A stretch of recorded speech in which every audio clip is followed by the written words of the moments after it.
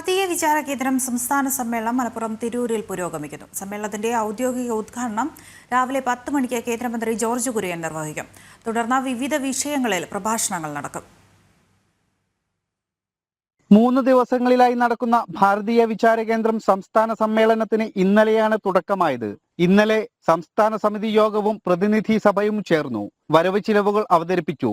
തുടർന്ന് വാർഷിക റിപ്പോർട്ടും അവതരിപ്പിച്ചു. ഭാരതീയ വിചാര കേന്ദ്രം ഡയറക്ടർ ആർ സഞ്ജയൻ, RSS പ്രാന്ത പ്രചാരക് സുദർശൻ തുടങ്ങിയവർ പങ്കെടുത്തു. ഇന്ന് രാവിലെ 10 മണിക്ക് കേന്ദ്രമന്ത്രി ജോർജ് കുര്യൻ സമ്മേളനം ഔദ്യോഗികമായി ഉദ്ഘാടനം ചെയ്യും. പ്രജ്ഞാപ്രവാഹ് ദേശീയ സംയോജകൻ ജെ നന്ദകുമാർ അടക്കമുള്ളവർ പങ്കെടുക്കും.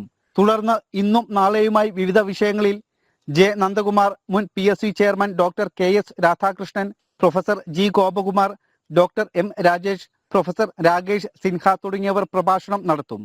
ഭരണഘടനാ ഭേദഗതി, ചരിത്രം, രാഷ്ട്രീയം, കൾച്ചറൽ മാർക്സിസം, അരാജകത്വത്തിന്റെ പ്രത്യയശാസ്ത്രം, വഖഫ് രാഷ്ട്രീയവും ഭാരതത്തിന്റെ പരമാധികാരവും, ഹിന്ദു ജനത, ആഗോള വെല്ലുവിളികൾ തുടങ്ങിയ വിഷയങ്ങളാണ് അവതരിപ്പിക്കുന്നത്.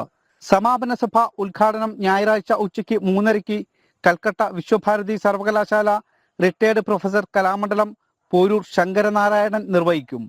ജനം, മലപ്പുറം.